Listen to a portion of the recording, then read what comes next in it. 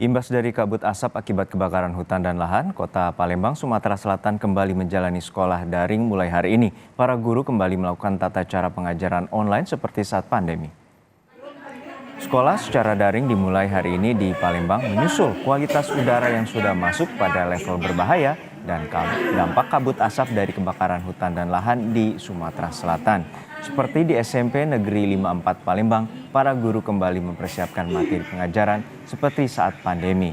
Di hari pertama penerapan sekolah daring ini, pihak sekolah menyatakan masih ada siswa yang terkendala ponsel dan kuota. Pelaksanaan sekolah daring dari tingkat SD hingga SMP bersifat dinamis bergantung pada indeks pencemaran udara di Palembang.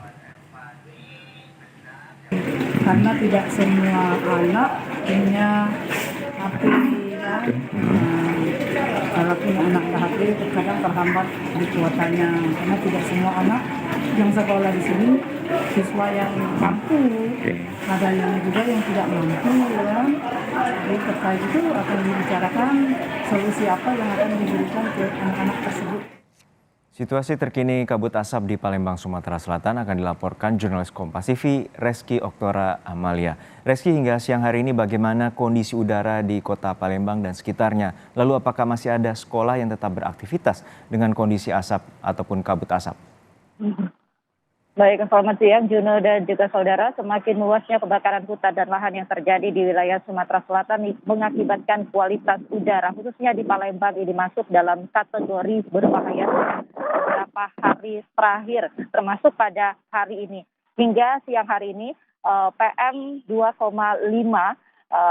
dari indeks pencemaran udara ataupun nilai ISPO di Palembang masuk, nilainya adalah 300 lebih.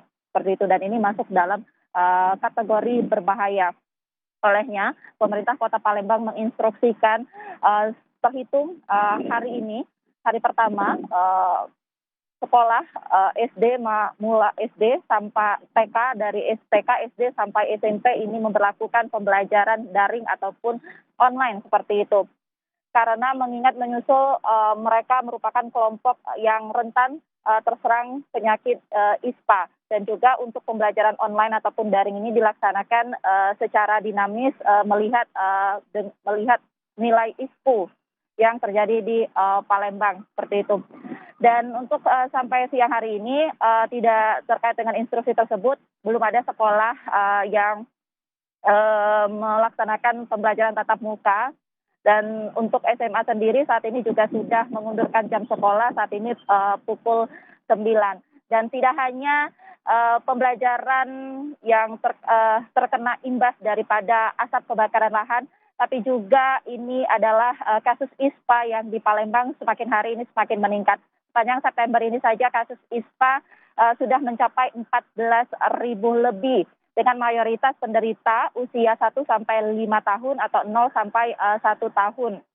Dengan penambahan kasus ini sebanyak 5 sampai 600 lebih perharinya. Seperti itu, Juno. Ya, dengan kualitas udara yang sangat tidak sehat, tentu ISPA ini meningkat seperti Anda katakan tadi 14.000 pada bulan September. Lalu, seperti apa upaya dari pemerintah setempat untuk mengatasi kebakaran hutan?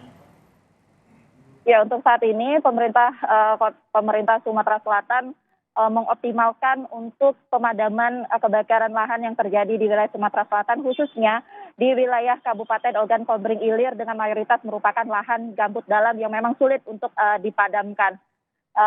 Optimalisasi tersebut meliputi penambahan jumlah personil menggala agni yang saat ini sudah ada penambahan dari Daops Jambi dan juga personil dari Polda Sumatera Selatan yang saat ini sudah bergerak untuk melakukan pemadaman. Namun yang terkendala daripada pemadaman ini adalah sulitnya mencari sumber air, karena sumber air di sekitar lokasi lahan yang terbakar ini sudah mulai mengering. Olehnya petugas ini untuk mengakses sumber air ini cukup jauh. Olehnya pemadaman memakan waktu seperti itu. Dan saat ini juga helikopter waterbombing ini ditambah jumlahnya. Pada hari kemarin ini ada dua yang beroperasi, namun saat ini sudah 4 yang beroperasi yang dikhususkan untuk wilayah Kabupaten Ogan Komering Ilir, karena asap kebakaran yang melanda wilayah Palembang ini berasal dari wilayah Kabupaten Ogan Komering Ilir. Juno.